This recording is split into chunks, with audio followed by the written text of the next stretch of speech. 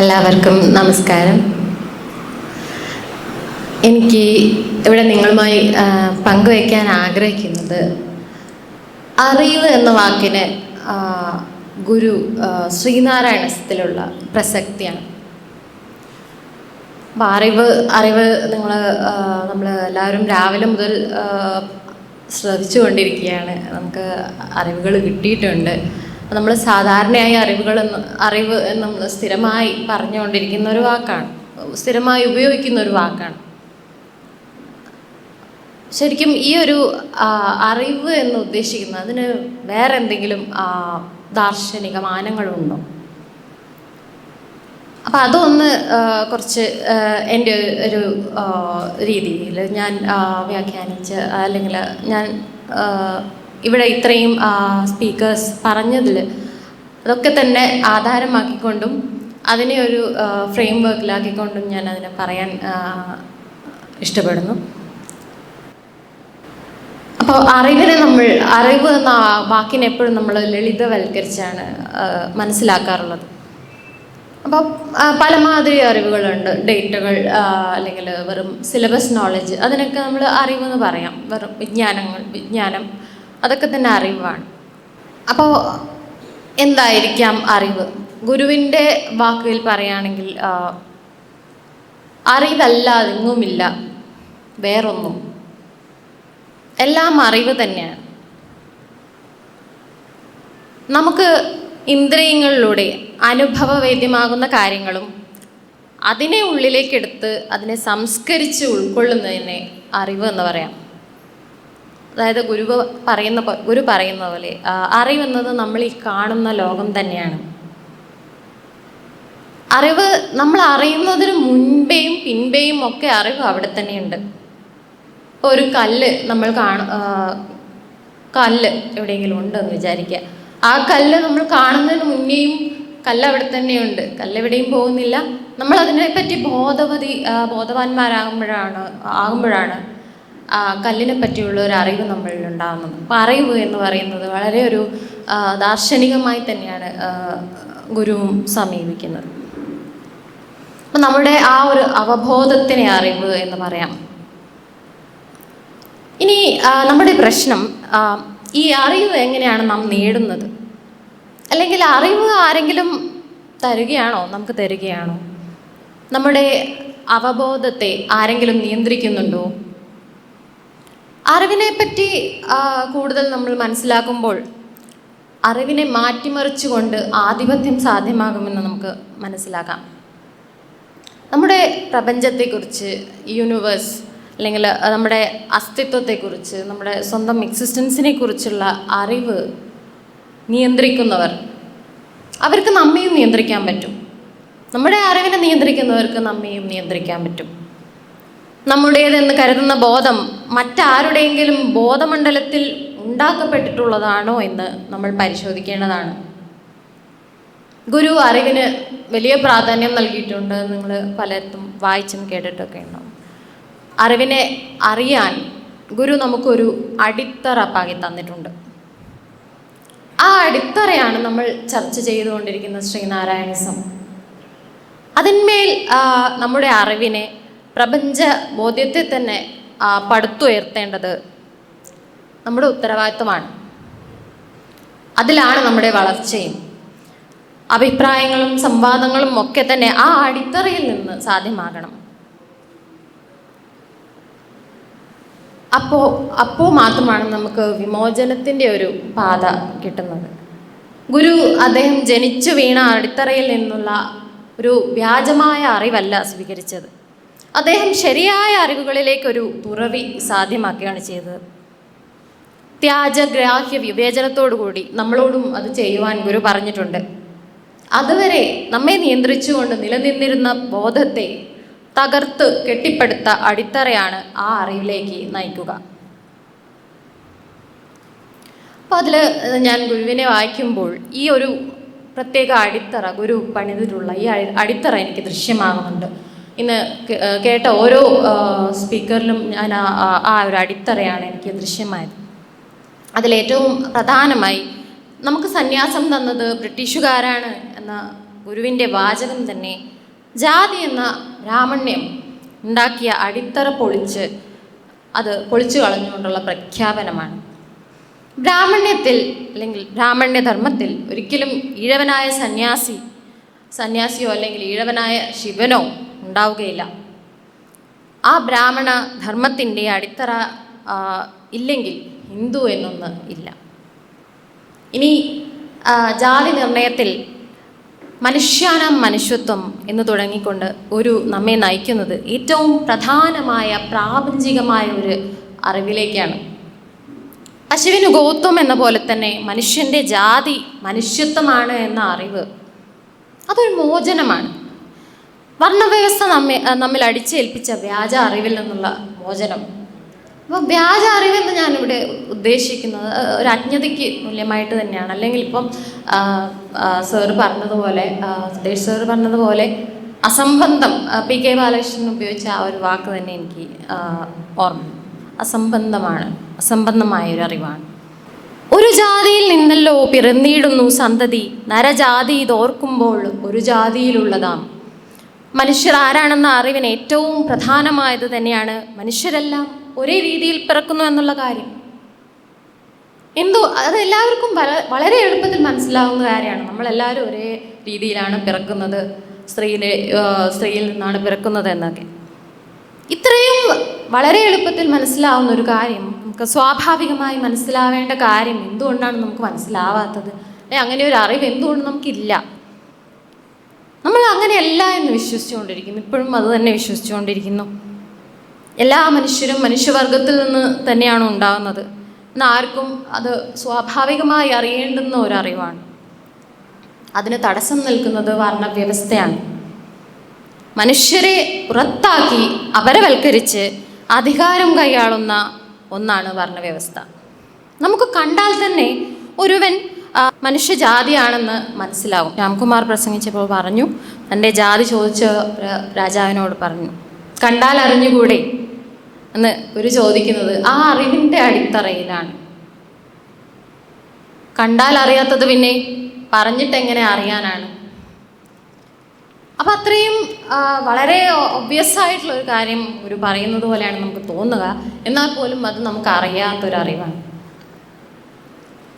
ഇത്തരത്തിൽ ബ്രാഹ്മണ്യബോധത്തെ ചെറുക്കാൻ നേരിട്ട് അനുഭവിച്ച് ബോധ്യപ്പെടുന്നതിലൂടെ ഉണ്ടാവുന്ന അറിവിനെ ഗുരു അടിവരയിട്ടു എന്നാണ് ഞാൻ കരുതുന്നത്.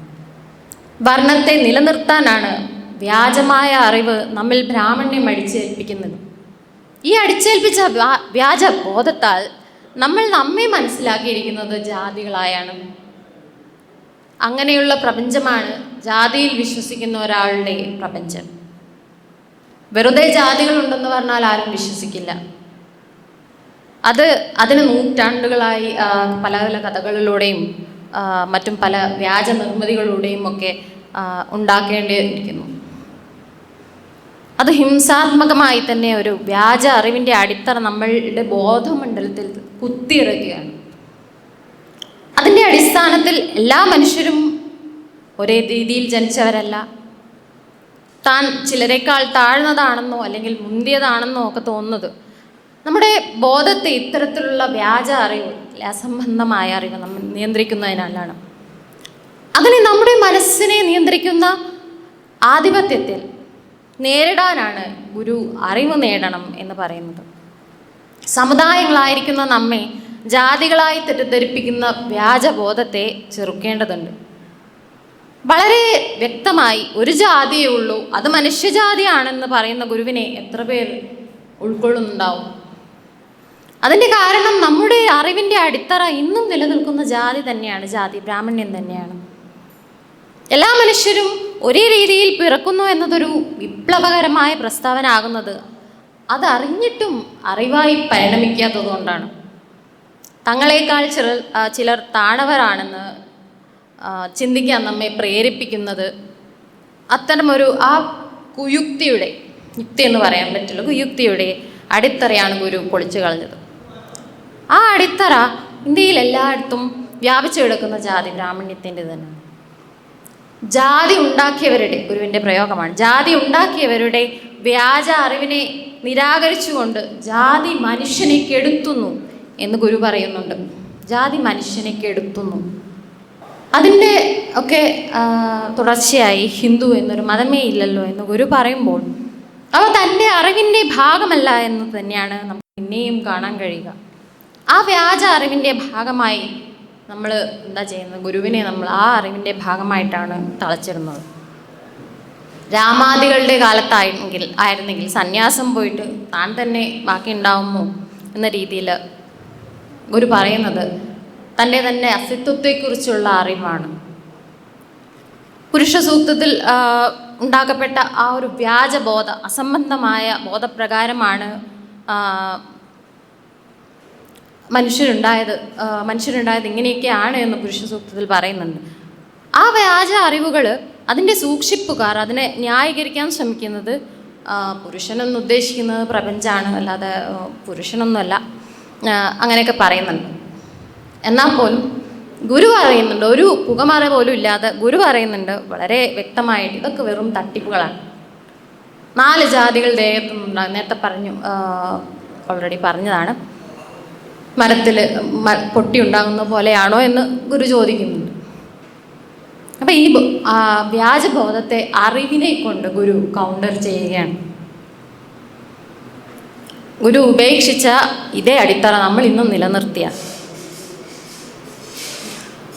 ക്ഷേത്രത്തിൽ ആരാധിക്കുമ്പോൾ ബിംബത്തെ ആളുകൾ ഓർക്കുകയില്ല.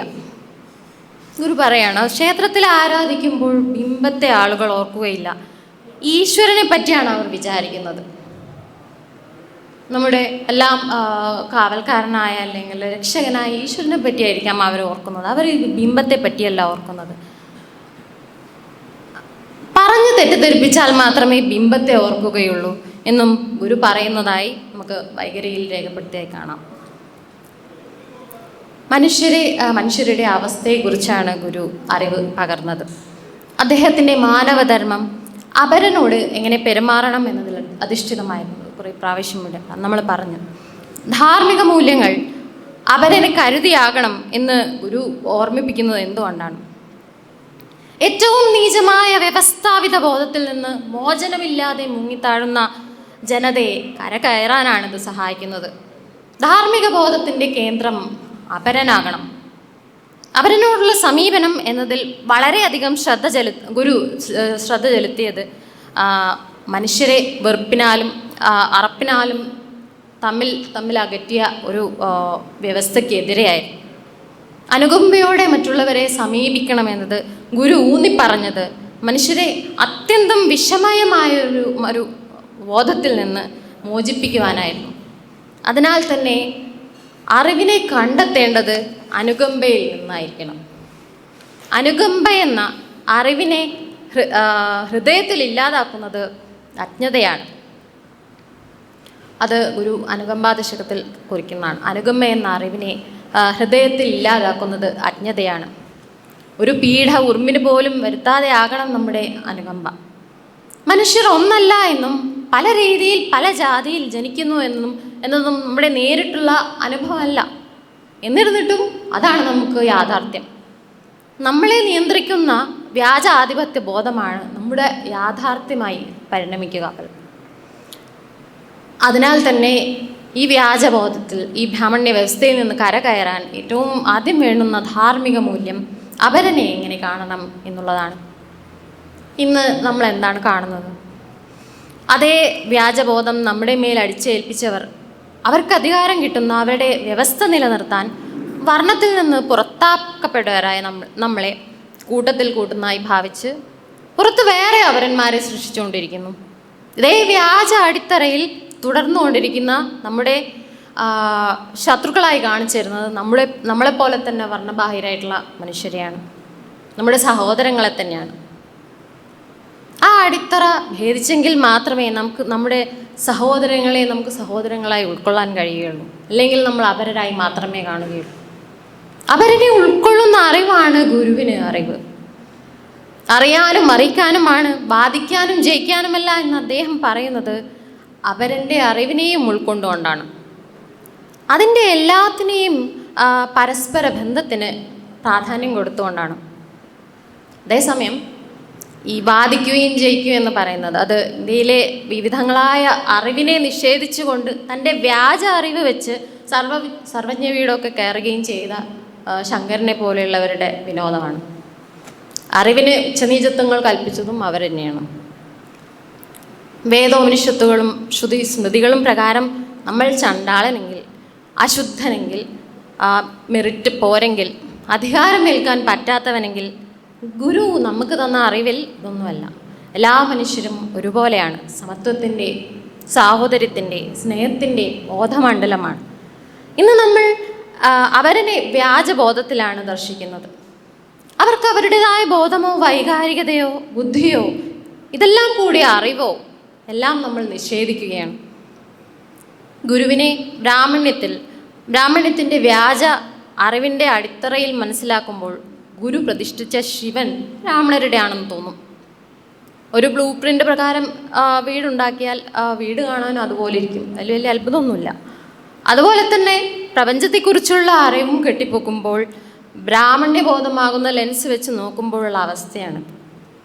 ഗുരു പറയുന്ന അപരനെ ഉൾക്കൊള്ളൽ എന്ന പ്രക്രിയ ബ്രാഹ്മണ്യ അടിത്തറയിൽ നടക്കില്ല.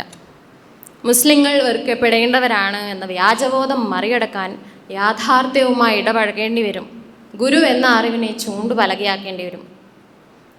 നമ്മുടെ ജീവിതത്തെ പറ്റി സത്യം വിളിച്ചു പറയാൻ കഴിയുന്നവർക്ക് വിമോചിതരാവാൻ കഴിയുമെന്ന് സാധാരണ പറയാറുണ്ട്.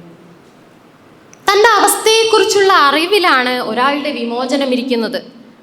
അന്തസ്സ് ഹനിക്കപ്പെടുമ്പോഴുള്ള ആ ഒരു അവസ്ഥ തീപ്പൊള്ളൽ പോലെയാണ്, ശരീരം മുഴുവൻ പടർന്നു പിടിക്കുക. അപ്പോൾ അവർക്ക് അതിൽ നിന്ന് രക്ഷ നേടാതെ ആവില്ല. അവർ ആ സത്യം വിളിച്ചു പറയും. തങ്ങളിങ്ങനെ അടിച്ചമർത്തപ്പെട്ടവരാണെന്ന സത്യം വിളിച്ചു പറയും. എനിക്ക് എൻ്റെ അറിവിലേക്കുള്ള ആദ്യ മാർഗദർശി എന്ന് പറയുന്നത് എൻ്റെ അച്ഛനായിരുന്നു. അച്ഛൻ കൊയിലാണ്ടിയിലെ തീയ സമുദായത്തിൽപ്പെട്ട ഒരാളായിരുന്നു. അപ്പം അദ്ദേഹം ചെറുപ്പകാലത്ത് എങ്ങനെ സവർണ സമുദായങ്ങൾ അക്കാലത്ത് സവർണ സമുദായങ്ങളുടെ മുന്നിൽ കൂടി നടക്കാൻ പോലും അവർണർ പേടിച്ചിരുന്നു, അല്ലെ ഭയപ്പെട്ടിരുന്നു എന്ന സത്യം പറയാൻ ധൈര്യപ്പെട്ടു. അപ്പം അത് എൻ്റെ അറിവിൽ മാറ്റം ഉണ്ടാക്കി. അത് പിന്നീട് കുറേ കാലത്തിന് ശേഷം അത് ഗുരുവിലേക്ക് എത്തിച്ചു എന്നുള്ളതാണ്. നമ്മളെ സംബന്ധിച്ച് ആ അറിവിലേക്കുള്ള ചൂണ്ടുപലകയാണ് ഗുരു. ഇന്ന് എന്താണ് നടക്കുന്നത് നമ്മൾ നോക്കുകയാണെങ്കിൽ വർണ്ണവ്യവസ്ഥയുടെ ഗുണഭോക്താക്കളായ സവർണർ ഭരണഘടനയ്ക്ക് പോലും കീഴ്മേലാക്കി ഒരു ഒളിഗാർക്കി ആയി നിലനിൽക്കുകയാണ്, നമ്മെ ഭരിക്കുകയാണ്. കക്ഷി രാഷ്ട്രീയ ഭേദമന്യേ അവർക്കിത് തുടരാൻ സാധിക്കുന്നത് ഹിന്ദു എന്ന രീതിയിൽ നമ്മളെല്ലാം ഒന്നാണെന്ന് നമ്മെ തെറ്റിദ്ധരിപ്പിച്ചതിനാലാണ്. നമ്മൾ അത്രയ്ക്ക് ഒന്നല്ല എന്നുള്ള രീതിയിൽ ശിവഗിരി മഠം പ്രസിഡൻ്റായ സച്ചിദാനന്ദ സ്വാമിയെ അപമാനിച്ചുകൊണ്ട് സുകുമാരൻ നായരുടെ പ്രസ്താവനയും ഇപ്പോൾ പറഞ്ഞു ഒക്കെ നമ്മൾ കേട്ടതാണ്. അത് പറയാൻ ഇയാൾ ആരാണ് എന്ന് ചോദിക്കുകയാണ്. ഒരു സന്യാസിവര്യനായ താൻ എന്തുകൊണ്ടും അതിന് യോഗ്യനാണ് എന്ന് സ്വാമി മറുപടി പറയുന്നുണ്ടെങ്കിലും അതെപ്പോഴും ചോദ്യത്തിൻ്റെ നിഴലിലാണ്. അതൊരു സുകുമാരൻ നായരുടെ മാത്രം ബോധ്യമല്ല. ബ്രാഹ്മണ്യാധർമ്മത്തിൽ ആത്മാർത്ഥമായി വിശ്വസിക്കുന്നവരുടെ എല്ലാവരുടെയും ബോധമണ്ഡലമാണ്. നമുക്ക് ആ വിശ്വാസം ഇല്ല എന്ന് നമുക്ക് തോന്നുന്നുണ്ടെങ്കിൽ നമ്മൾ ആ അധർമ്മത്തിൻ്റെ വിശ്വാസിയല്ല, നമ്മൾ ശ്രീനാരായണ മാനവധർമ്മത്തിൻ്റെ വിശ്വാസികളാണ്. അതിലുള്ള അറിവാണ് നമ്മെ ശരിയായ അറിവിലേക്ക് നയിക്കുക. ജാതി, വർണ്ണം എന്നിവയെ സനാതന സത്യമാക്കി ധർമ്മമാക്കി അവതരിപ്പിക്കാനുള്ള വ്യാജ അറിവാണ് എന്നും ബ്രാഹ്മണ്യം ഇങ്ങനെ തുടരെ ഉണ്ടാക്കിക്കൊണ്ടിരിക്കുന്നത്.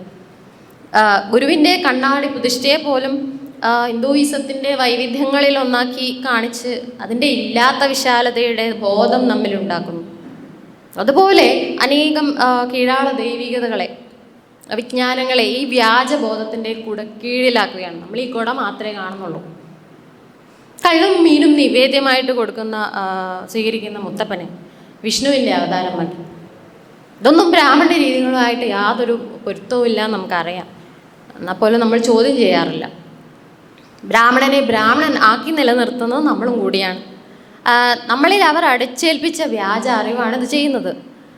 ബ്രാഹ്മണൻ തൊടാതെ നമ്മുടെ ആരാധനമൂർത്തികൾക്ക് അല്ലെങ്കിൽ നമ്മുടെ ഈശ്വരന് ശക്തിയോ ചൈതന്യമോ വരില്ലെന്ന് നമ്മൾ നിലനിർത്തി പോരുന്ന സനാതന അധർമ്മത്തിൻ്റെ വ്യാജമായ ബോധ്യമാണ്.